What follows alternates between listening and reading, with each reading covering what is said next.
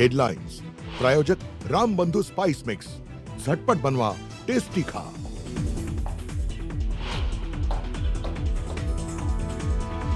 भांडूपच्या LBS road भागात रस्ता खचला, निर्माणाधीन संरक्षक भिंतही कोसळली, वाहतुकीचा वेग मंदावला।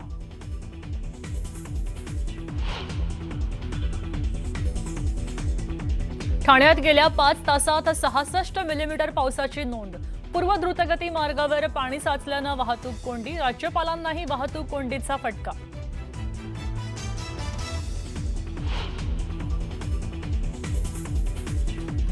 मुंबईसह परिसरात पहाटेपासूनच जोरदार पाऊस, मुसळधार पावसामुळे अंधेरी सबवे पाण्याखाली, वाहतूक ठप्प।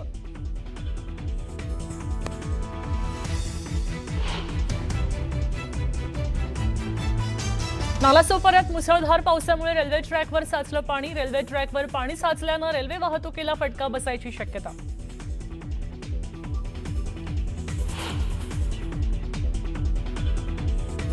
वसई विरारमध्ये सुरू असलेल्या पावसामुळे रस्त्यांना तळ्याचं स्वरूप, ठिकठिकाणी पाणी साचल्यामुळे वाहतुकीला मोठा फटका, अनेक सोसायट्यांमध्ये सुद्धा पाणी शिरल्यानं जनजीवन विस्कळीत।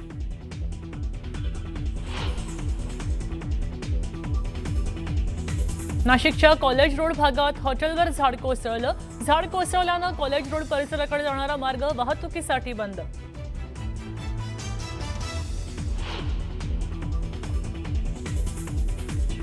ठाण्यात धावत्या बाईकवर झाड कोसळल्यानं मोठी दुर्घटना, झाड कोसळल्यानं 2 जण गंभीर जखमी, जखमींवर रुग्णालयात उपचार सुरू।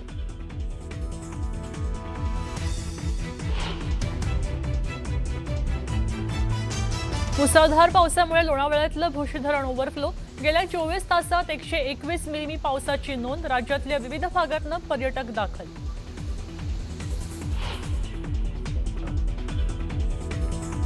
मुसळधार पावसाच्या पार्श्वभूमीवर शिवसैनिकांनी तत्काळ जनतेच्या मदतीसाठी बाहेर पडा, जनतेचे प्रश्न सोडवण्यासाठी शिवसैनिक आणि प्रशासनानं एकत्र काम करा, उपमुख्यमंत्री एकनाथ शिंदेंच्या सूचना।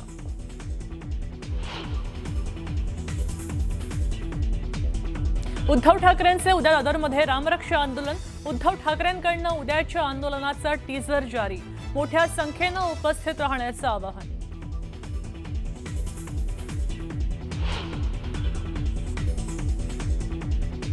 राम मंदिरात चोरी नव्हे दरोडा, राम मंदिर ट्रस्ट पूर्णपणे बरखास्त करा, संजय राऊतांची मागणी, तर भाजपनं आम्हाला संयम शिकवू नये, संजय राऊतांचा हल्लाबोल।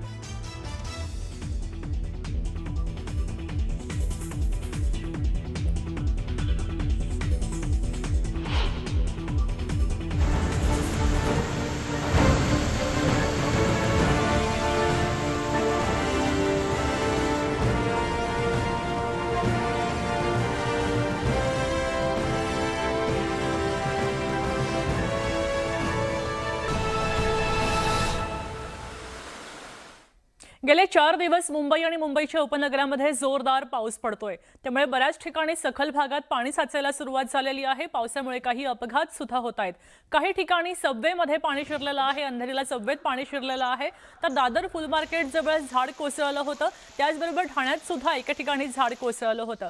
अनेक वाहनांची खरं तर दुर्दशा या झाड कोसळण्यामुळे झाली होती, त्याचबरोबर अनेक सखल भागात पाणी साचलंय, वाहतुकीला अडथळा होतोय। आपण काही दृश्य पाहतोय आपल्या स्क्रीनवर, मुंबई आणि मुंबईच्या उपनगरातली ही दृश्य आहेत। अनेक ठिकाणी पाणी साचल्याची स्थिती आहे, पाणी तुंबल्याची स्थिती आहे, भरतीची वेळ असल्यामुळे पाणी साचून राहतंय, महामार्ग सुद्धा ब्लॉक झालेले आहेत आणि दुसऱ्याच बाजूला खरं तर मुंबईची जीवनवाहिनी जिला म्हटलं जातं अशी मुंबईची रेल्वेच्या रुळांवर सुद्धा पाणी साचलेलं आहे, त्यामुळे मध्यम रेल्वे सुद्धा आणि सेंट्रल रेल्वे सुद्धा आता काहीशी उशिरानं धावतीये। 15 ते 20 मिनिटांचा विलंब या लोकल्सना होतोय। अंधेरीमध्ये आपण पाहतोय खरं तर एकच सबवे असल्यामुळे गोखले पूल हा एकच मार्ग उरतो, त्यामुळे स्टेशन परिसरात सुद्धा वाहतूक कोंडी झालेली आहे। दुपारची वेळ आहे, गेले 4 दिवस सतत पाऊस कोसळतोय आणि या पावसामुळे अनेकांचं नुकसान झालंय। तिथं पलीकडे मुंबईच्या बाजूला वसई विरारमध्ये सुद्धा पाणी साचायला सुरुवात झालेली आहे। अनधिकृत बांधकामं असल्यामुळे खरं तर पाणी जायला रस्ता मिळत नाही अशी स्थानिकांची तक्रार आहे। त्याचबरोबर अनधिकृत बांधकामामुळे आमच्या सोसायटीमध्ये पाणी येतं अशाही तक्रारी काही स्थानिकांनी केलेल्या आहेत। त्यामुळे एकंदरच वसई विरार, मीरा भाईंदर अनेक महानगरपालिकांमध्ये पाणी साचण्याच्या घटना होत आहेत। मुंबईच्या भांडूपमधनं आपण पाहतोय मुसळधार पाऊस सुरू आहे आणि अशातच LBS रोड परिसरात रस्ता खचलेला आहे आणि या रस्त्यालगत निर्माणाधीन असलेली सुरक्षा भिंत सुद्धा कोसळली, त्यामुळे महामार्गावरच्या वाहतुकीवर परिणाम झालेला आहे। दैवान रस्ता खचतानाचा व्हिडिओ समोर आलेला आहे आणि हा व्हिडिओ आपण पाहतोय की इथं रस्ता खचला आणि तिथली जी बांधकामं होती ती सुद्धा काही प्रमाणात खाली गेल्याची पाहायला मिळालं। रस्त्याचं बांधकाम कोणत्या दर्जाचं होतं, निकृष्ट दर्जाचा माल वापरला गेला होता का, असा प्रश्न आता उपस्थित केला जातोय। भांडूपमध्ये सलग पाऊस पडला आणि म्हणून हा रस्ता खचलेला आहे। रस्ता खचण्यामागची कारणं आणि त्याचबरोबर पालिकेला जाब विचारणं सध्या सुरू आहे।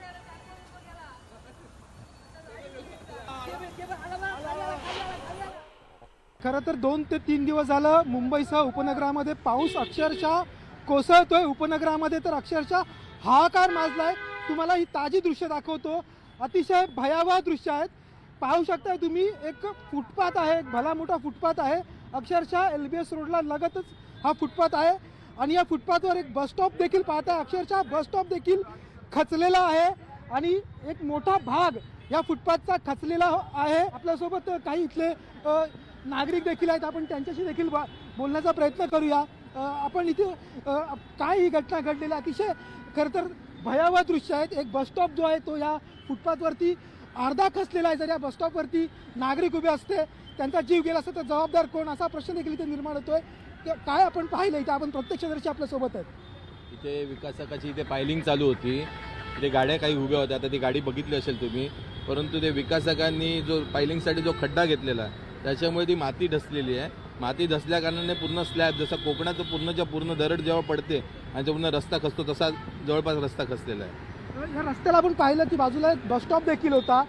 त्या बस स्टॉपवरती माणसं, जर बस स्टॉपवरती माणसं असती तर हा फार मोठा भयावह अपघात झाला असता, जो महापालिकेच्या इतिहासात आजपर्यंत असा एवढा मोठा अपघात झाला असता। परंतु महापालिकेला आम्ही विचारलं, त्या लोकांनी सांगितलं की आम्ही नोटीस दिलेली विकासकाला।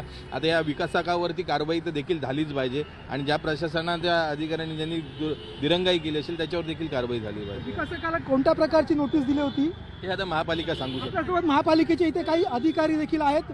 गणेश, माझ्या कॅमेरामॅनला सांगेन की महानगरपालिकेच्या इथे अधिकारी उपस्थित आहेत। मॅडम, आपण या विकासकाला नोटीस दिली होती, काय नोटीस दिली होती कृपया सांगू शकाल? एक मिनिट, मला पहिले थोडीशी परिस्थितीची माहिती घेऊ द्या, मग मी तुम्हाला आम्हाला सांगते। स्थानिकांकडनं कळते की हे विकासकाचं काम चालू होतं। आपण ऑलरेडी त्यांना नोटीस दिलेली आहे। बऱ्याच दिवसांपूर्वी आपण त्यांना नोटीस ऑलरेडी दिली होती पूर्ण सेफ्टी मेजर्स घेण्यासाठी पावसाच्या दृष्टीने। पण इथे आपण पाहतोय की आपण नोटीस दिली, मात्र बस स्टॉप आहे तो बस स्टॉप देखील अख्खा खचलेला आहे। जर त्या बस स्टॉपवरती नागरिक उभे असते तर त्यांचा जीवाला धोका निर्माण झाला असता, त्याला जबाबदार कोण असतं? पूर्णपणे त्या डेव्हलपरची चूक आहे, कारण त्यांनी ते काम जे आहे प्रॉपरली करायला पाहिजे होतं। पायलिंग जे आहे ते स्ट्रॉंगली केले असते तर ही परिस्थिती उद्भवली नसती। आता विकासकाला नोटीस दिल्यानंतर आता हा दुर्घटना तर घडली, काय स्वरूपाची कारवाई महापालिकेकडनं होणार आहे? आपण त्यांच्यावरती आज कारवाई घेणार आहोत। मी आता BP जे डिपार्टमेंट आहे आपलं, जे विकासकाशी संबंधित जे मुद्दे आहेत ते बघतात, तर त्यांना मी ऑलरेडी बोललेले आहे आणि ते त्याच्यावरती ॲक्शन घेत आहेत। आता इथे काय नुकसान झालेलं आहे नेमकं? या सगळ्या एक टेम्पो देखील कोसळल्याचं आपण दृश्यांमध्ये पाहतोय, काय इथं नुकसान झालेलं आहे? नाही, सध्या बाकी कॅज्युअलिटी काही झालेली नाही आहे। पूर्ण जो रस्ता आहे आणि आपला जो फुटपाथ आहे तो खचलेला आहे त्या पाण्याच्यामध्ये। आपण महापालिकेचे अधिकारी, आपला परिचय? मी असिस्टंट कमिशनर आहे S वॉर्ड। तर ह्या होत्या सहाय्यक आयुक्त S वॉर्डच्या। त्यांनी ही माहिती दिली आहे की या संपूर्ण जो दुर्घटनेला जो आहे तो विकासक जबाबदार आहे। विकासकाला नोटीस देऊन देखील त्यांनी अशा प्रकारे जीव घेणं इथे कारभार सुरू होता आणि त्याच्यामुळे जो आहे तो हा बस स्टॉप खचलेला आहे, हा मोठा फुटपाथ खचलेला आहे आणि आता या विकासकावरती कायदेशीर कारवाई करण्याची देखील माहिती महापालिकेच्या सहाय्यक आयुक्त S वॉर्ड यांनी दिलेली आहे। नक्कीच, धन्यवाद सविस्तर माहितीसाठी।